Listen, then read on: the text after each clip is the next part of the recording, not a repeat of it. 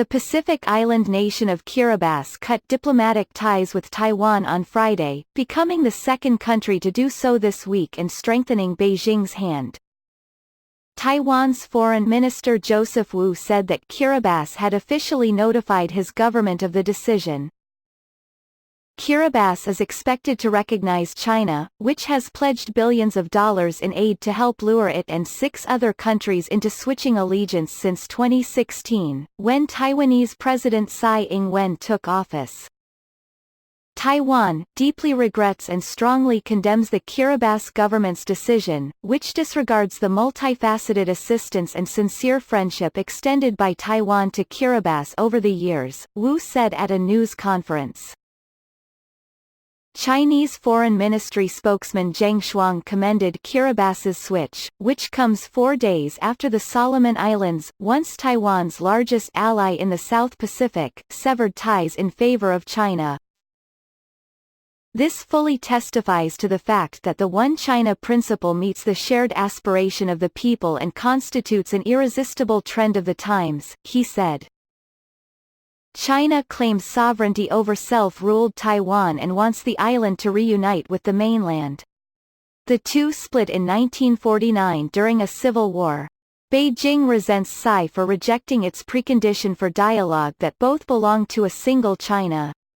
It has flown military aircraft near the island and pared back Taiwan-bound tourism to add pressure on her government. Taiwan has 15 allies left, compared to about 180 countries that recognize China. China has made the point that it can snatch as many diplomatic allies of Taiwan as it wishes, said Fabrizio Bazzato, a Taiwan Strategy Research Association fellow who specializes in the Pacific. Taiwan looks to its allies, mostly small, poor countries, for international legitimacy and a voice in the United Nations. Taiwan left the United Nations in 1971 as the international body recognized China. A total loss of allies would cut all formal outside recognition of Taiwan's government, formally called the Republic of China, and make it easier for Beijing to claim it, said Chao Chien-min, Dean of Social Sciences at the Chinese Cultural University in Taipei. Other countries will call you a non-state and then what happens, he said.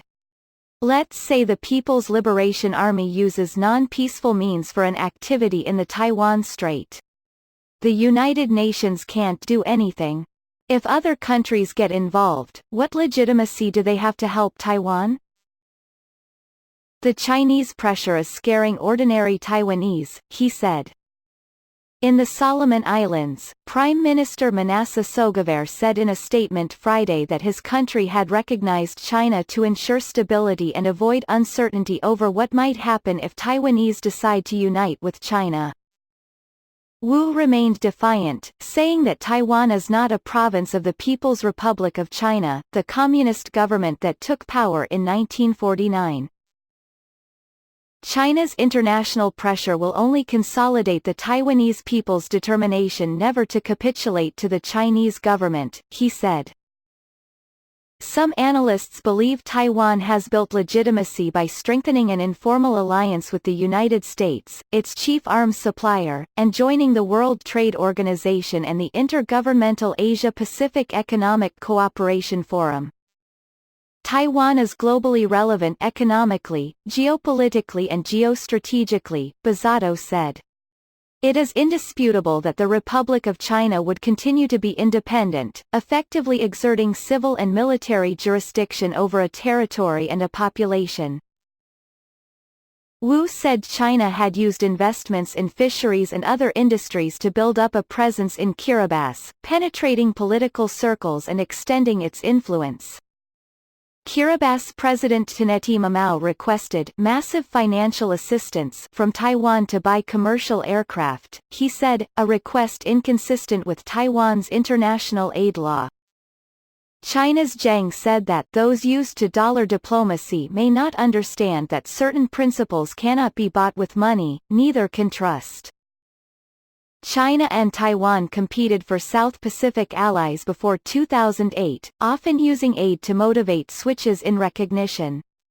The two sides observed an informal diplomatic truce from 2008 to 2016, during China-friendly Taiwan President Ma Ying-jeou's term.